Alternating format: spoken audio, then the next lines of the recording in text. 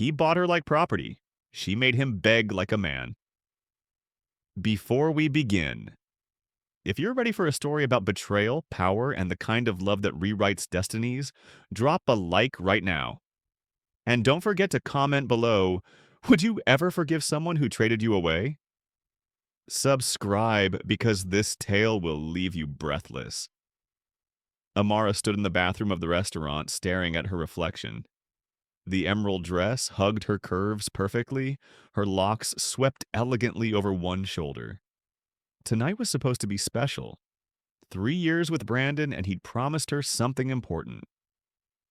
She touched the delicate gold necklace at her throat, a gift from her late mother, and smiled. When she returned to the table, Brandon wasn't alone. 2 men in dark suits flanked him, their expressions carved from stone. Brandon's face was pale, sweat beading at his temples despite the air conditioning. His hand trembled as he reached for his wine glass. Brandon? Amara's heels clicked against the hardwood as she approached. What's going on? Sit down, baby. His voice cracked. Please. The taller man, olive-skinned with a scar cutting through his eyebrow, pulled out her chair. It wasn't a courtesy. It was a command. Amara's stomach tightened as she sat, her designer clutch suddenly feeling like a lifeline in her lap. Mr. Crawford owes a significant debt, the scarred man said, his accent thick and Eastern European. $200,000, plus interest. Amara's head snapped toward Brandon. What? I can explain. You have 48 hours, the man continued, ignoring her. Or we take collateral. Brandon's eyes wouldn't meet hers. That's when Amara knew. The way his shoulders hunched, the way his fingers twisted his napkin into knots. The way he looked at her, not with love but with calculation. No. The word left her lips as a whisper. Brandon, no. She's a lawyer. Brandon said quickly, desperately. NYU educated. She's worth... Stop talking. The second man spoke for the first time, his voice like gravel. He leaned forward, studying Amara with eyes that missed nothing. Stand up. I'm not... Amara started. Stand up.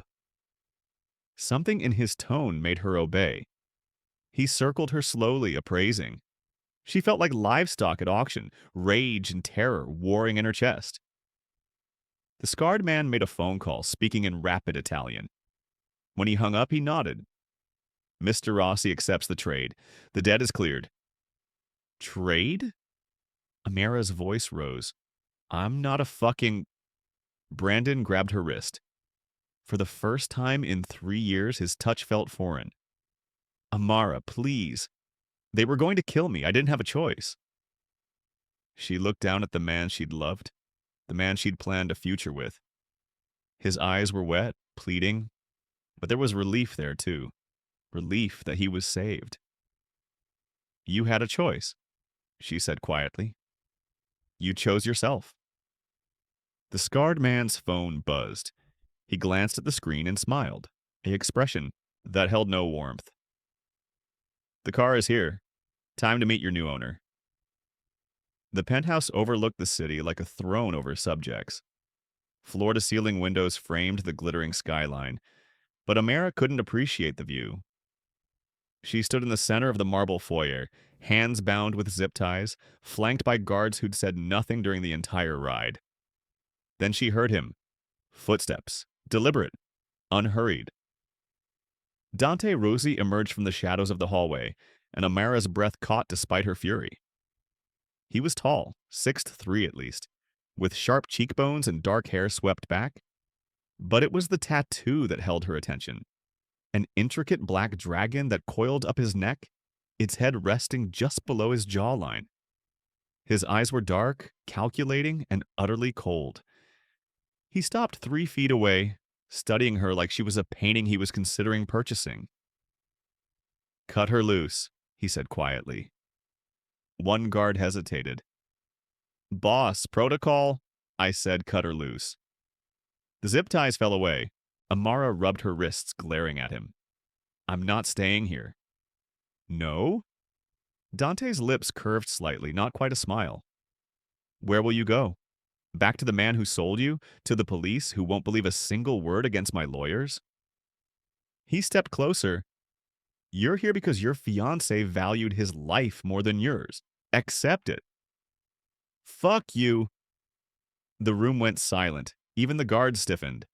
But Dante's expression didn't change. If anything, something flickered in his eyes. Interest, maybe, or surprise. What's your name? He asked. Does it matter? You bought me like a sofa. Furniture doesn't talk back. He circled her slowly and she forced herself not to flinch. You're educated. NYU law, correct? Top 15% of your class. Currently working at Morrison and Associates, specializing in corporate litigation. Amara's stomach dropped. You had me investigated. I investigate everything I acquire. He stopped in front of her again. You will stay in the East Wing. You will not attempt to leave. You will not contact anyone outside this building. In exchange, you will be fed, clothed, and protected. Protected from what? From the consequences of Brandon Crawford's choices? Dante's voice went colder. He didn't just owe me money. He was skimming from my operations, stealing from my accounts. The debt was $200,000. The actual loss? 7 figures. Men have died for less. Amara felt the floor shift beneath her feet. Why am I here then? Dante moved to the bar, pouring amber liquid into a crystal glass. Because Brandon begged. He offered you as permanent collateral. A placeholder until he can earn back what he stole. He took a sip, watching her over the rim. He actually believes I'll let him. And will you? Dante set the glass down with a soft clink. That depends entirely on you. 3 days in the penthouse felt like 3 years. Amara refused to leave the bedroom Dante had assigned her. A sprawling suite with a king bed, walk-in, closet filled with expensive clothes in exactly her size, and a bathroom that could fit her old apartment. It was gilded captivity, and she hated every inch of it.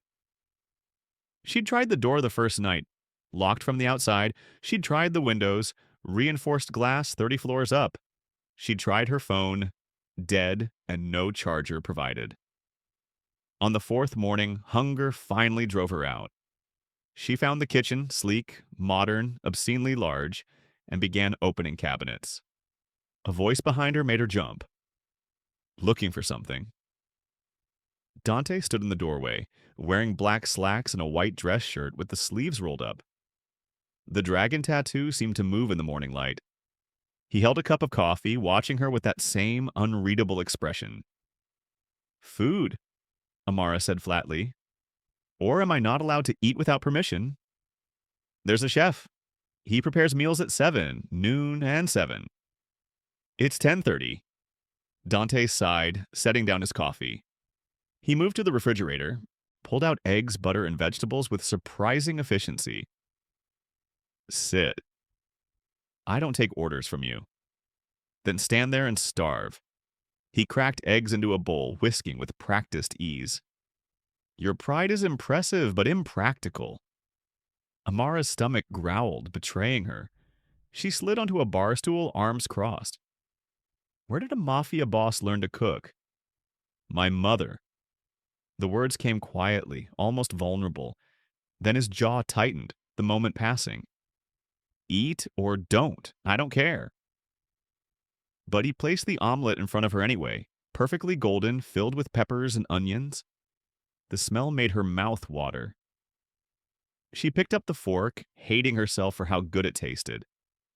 They ate in silence for several minutes. Brandon called, Dante said finally.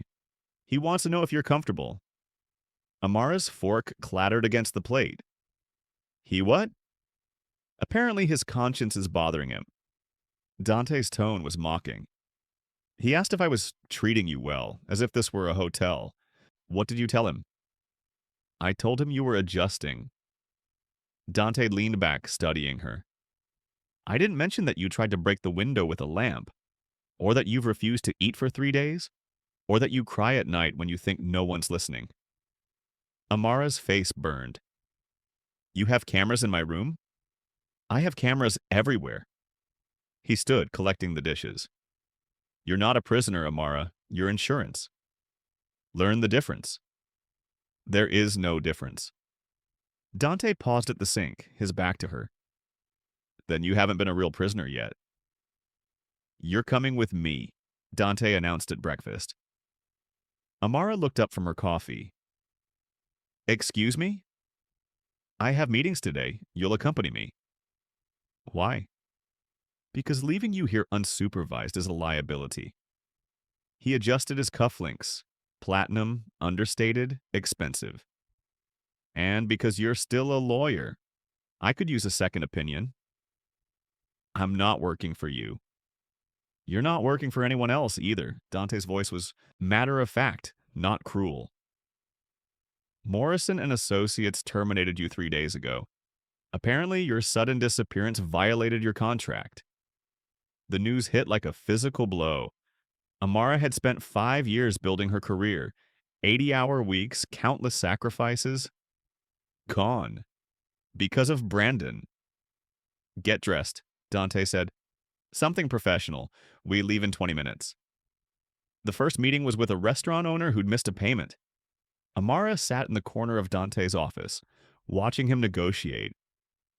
He was calm, almost gentle, explaining the terms with the patience of a teacher. The man left shaken but alive, payment plan in hand. You didn't hurt him, Amara said when they were alone. Why would I? Dante poured 2 glasses of whiskey, sliding one across the desk to her. He has children.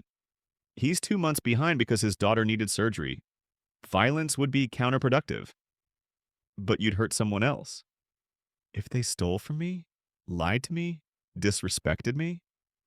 His eyes met hers. Yes. The second meeting was different. A thin man with nervous hands sweating through his shirt. He'd been skimming. Not much. Just enough to think he was clever. Dante listened to his excuses with the same patience he'd shown the restaurant owner. Then he nodded to his guard. The crack of bone echoed in the small office. The man's scream cut off abruptly as he crumpled. Dante didn't even look away from his paperwork. That's the difference, he said quietly, signing a document. Between hardship and disrespect. Amara felt sick, but she also understood. This was Dante's world, brutal but not random. There were rules even in chaos. On the drive back, she asked the question that had been burning in her mind. Why me? Of all the things Brandon could have offered, why did you accept me? Dante stared out the window for a long moment. The city lights played across his face, softening the sharp angles. Because when his debt came due, every asset he listed was fake. The cars leased, the properties mortgaged to hell. The accounts empty. He finally looked at her. You were the only real thing he had left. The only thing he actually valued enough to hurt him when I took it. So I'm revenge? You're leverage, Dante corrected. But you're also the first honest thing in my life in a very long time. Do you think Amara should trust Dante? Or is she falling into another trap? Drop your thoughts in the comments. And if you're hooked on this story, hit that subscribe button. You won't want to miss what happens next. 2 weeks in, Amara found the photographs.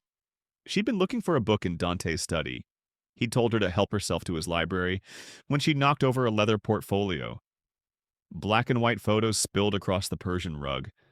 A little girl, maybe 7, with dark curls and Dante's same intense eyes.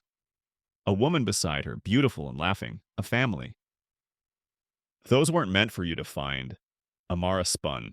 Dante stood in the doorway, but for the first time his armor was down.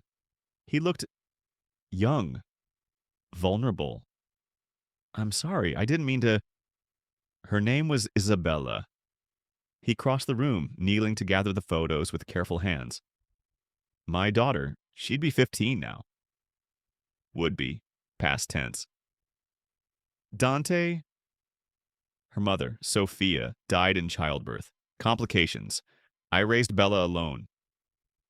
His thumb traced the girl's face in the photograph. She was brilliant, wanted to be a doctor. She used to lecture me about the violence, about my career choices. A ghost of a smile. 8 years old and already smarter than me. What happened? A rival family. They wanted to send a message. His voice went flat, mechanical. Car bomb. She was with her nanny going to ballet class. The blast. He stopped, jaw working. There wasn't enough left to have an open casket. Amara's hand covered her mouth. Oh my God. I killed them all. Dante stood replacing the photos carefully in the portfolio. Every single person involved. It took 3 years, and when it was over, I realized something. He finally met her eyes. Revenge didn't bring her back. It just made the silence louder.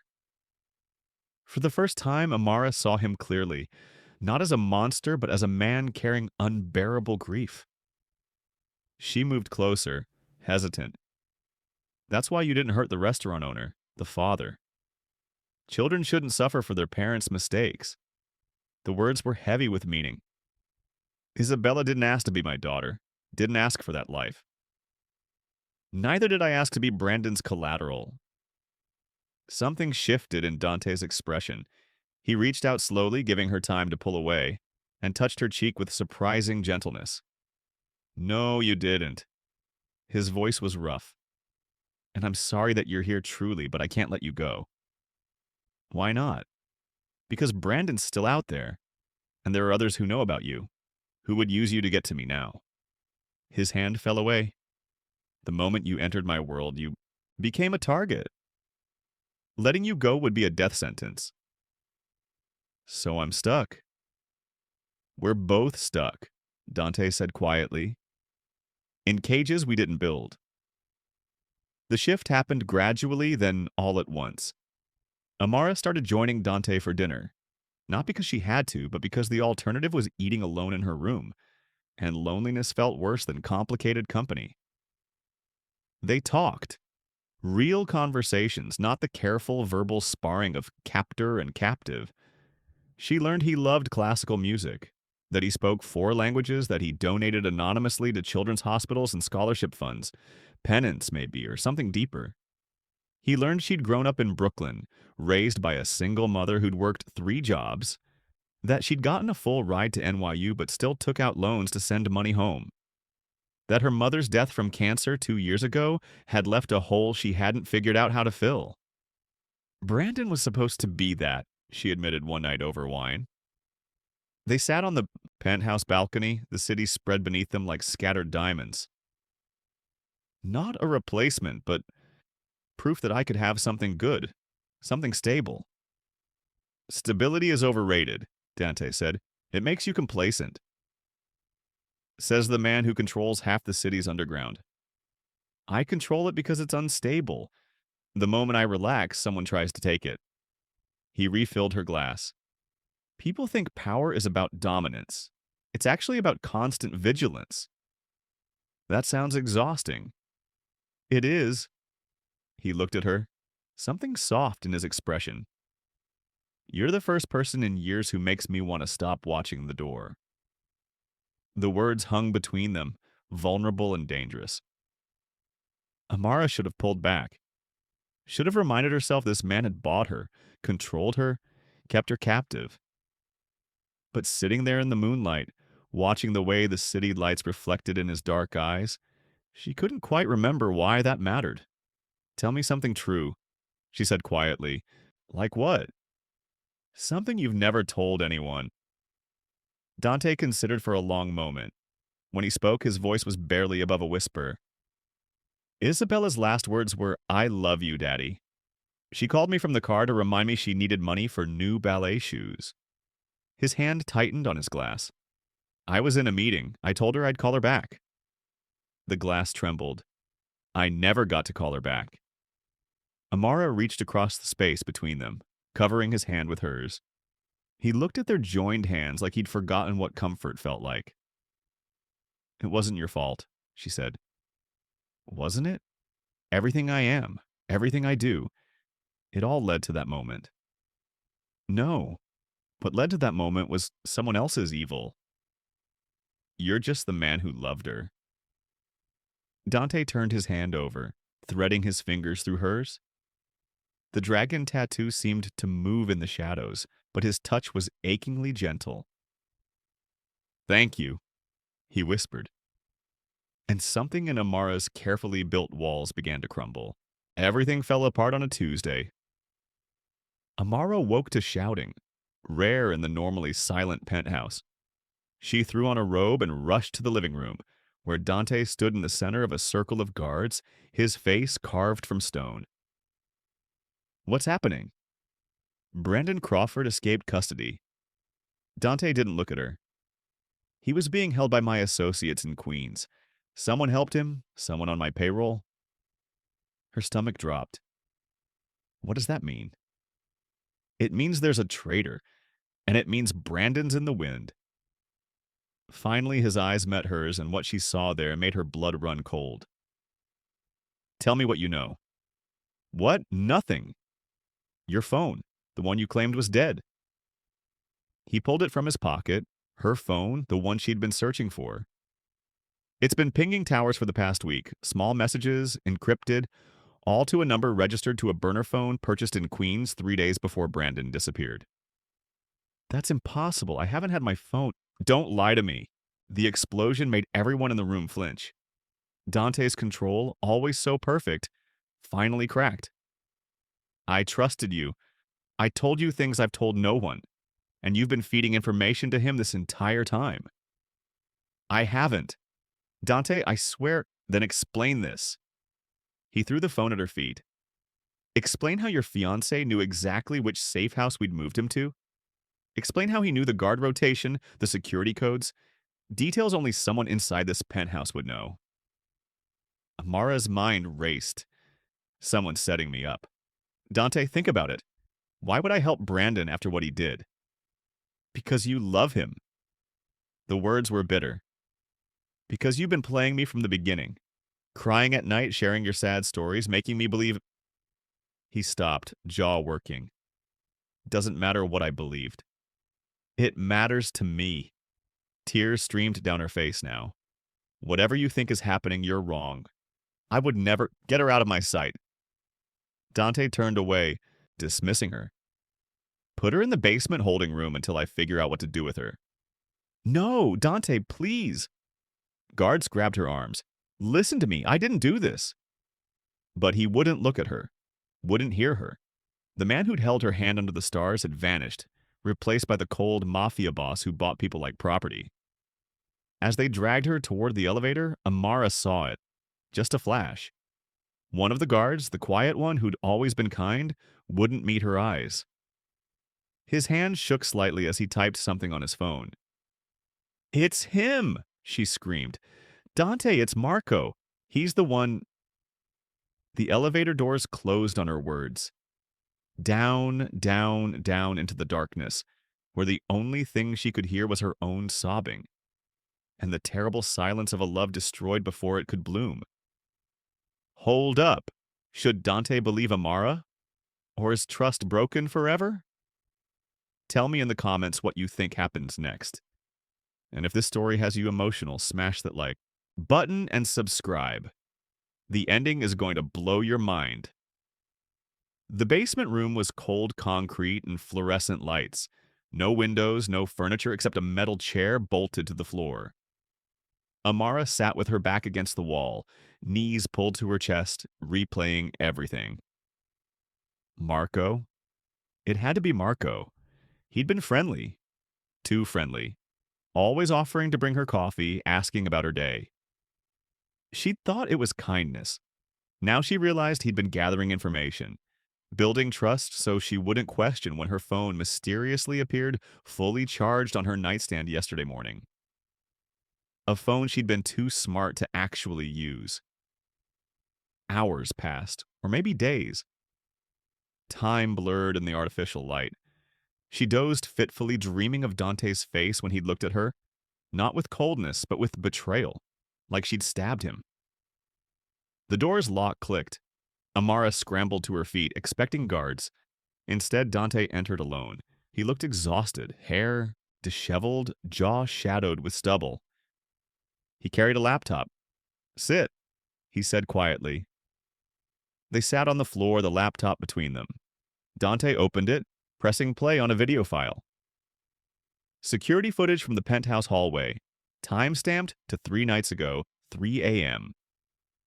On screen, Marco crept to Amara's door, used a key to enter. Minutes later, he emerged, slipping something into his pocket. Her phone. "Keep watching," Dante said. The video switched angles. Marco in an alley meeting with a man Amara recognized with a jolt of shock. Brandon. They talked briefly. Brandon handed over an envelope. Cash, probably. Marco handed over a phone. Her phone. The video ended. Silence stretched between them, heavy with everything unsaid. "I had him killed," Dante said finally. 2 hours ago. He confessed first, said Brandon approached him months ago, before the debt even came due. This was planned, all of it. "Why tell me?" "Because I owe you an apology." He looked at her directly, and the vulnerability in his eyes was almost painful. "I promised I'd protect you. Then I threw you in a cage the moment things got complicated. Just like everyone else in your life, I made you pay for someone else's sins." Amara's throat tightened. "You were scared of being betrayed again." Scared. He laughed bitterly. "I haven't let myself feel scared since Isabella died. Anger, yes, rage, but fear?" He shook his head. "Then you happened. And suddenly I had something to lose again, so when the evidence pointed to you, you chose to believe the worst." She said it without malice, just fact. "I did, and I was wrong." Dante reached across the space between them, palm up, an offering. "I can't undo what I did, but I'm asking, begging for a chance to do better." Amara stared at his hand. This was the moment. Walk away or fall forward. She placed her hand in his. One chance. 6 months later, Amara stood on the same penthouse balcony where everything had changed. The city glittered. Beneath her, alive with possibility. But this time, she wasn't a prisoner looking out at freedom. She was home. "Thinking about running?" Dante's voice came from behind her, warm with humor. She turned, smiling. He wore jeans and a simple black t-shirt, the dragon tattoo visible but somehow less menacing now. More beautiful. He carried 2 mugs of hot chocolate, her favorite, and the sight of this dangerous man doing something so domestic made her heart squeeze. "Every day," she teased, accepting the mug. "But then I remember you make terrible coffee and excellent breakfast." Priorities. He slid an arm around her waist, pulling her close. 6 months, and his touch still sent electricity through her. "Morrison and Associates called again. 5th time this month. They want you back." Amara sipped her chocolate, considering. After everything broke, Dante had helped her rebuild. Connected her with clients who needed legitimate legal help, immigrants, small business owners, people crushed by systems designed to destroy them. She'd built a practice from his penthouse office, doing work that actually mattered. "What did you tell them?" "That you'd call them back, if you wanted to." He kissed her temple. "Whatever you choose, I support it." "Even if I choose to leave?" Dante pulled back slightly, meeting her eyes. "Amara, you're not here because you have to be. You're here because we chose each other. If you need to go back to corporate law, to the life you had before..." "I don't." She set down her mug, cupping his face. "That life was about proving I could survive. This life is about actually living." Relief flooded his expression. "Good, because I have something for you." He pulled a small box from his pocket, and Amara's breath caught. But when he opened it, it wasn't a ring. It was a key. "To the penthouse," he explained. "Not as my prisoner or guest or even girlfriend. As co-owner. Your name on the deed. You're home regardless of what happens between us." Tears stung her eyes. Dante, I bought you once. Worst thing I ever did. He pressed the key into her palm. I want you to know you stay by choice. Every single day. She kissed him then, deep and sure, tasting chocolate and promise, and the future they were building from the ashes of their pasts. When they pulled apart, both breathless, she whispered, Brandon called last week, from whatever hole he's hiding in, wanted to apologize. Dante stiffened. What did you say? I said thank you. His confusion made her smile. Because the worst thing he ever did led me to the best thing that ever happened to me. Understanding dawned in his eyes, followed by something that looked like awe. I love you, he said. Simple, true, real. I know, Amara grinned. You bought me breakfast. Kind of a dead giveaway. And in the glittering darkness of the city below, two broken people stood together, no longer defined by betrayal or loss, but by the unexpected love that bloomed when they dared to heal. Did this story wreck you emotionally in the best way? Like this video, comment your favorite moment, and subscribe for more emotionally addictive tales. Your support means everything,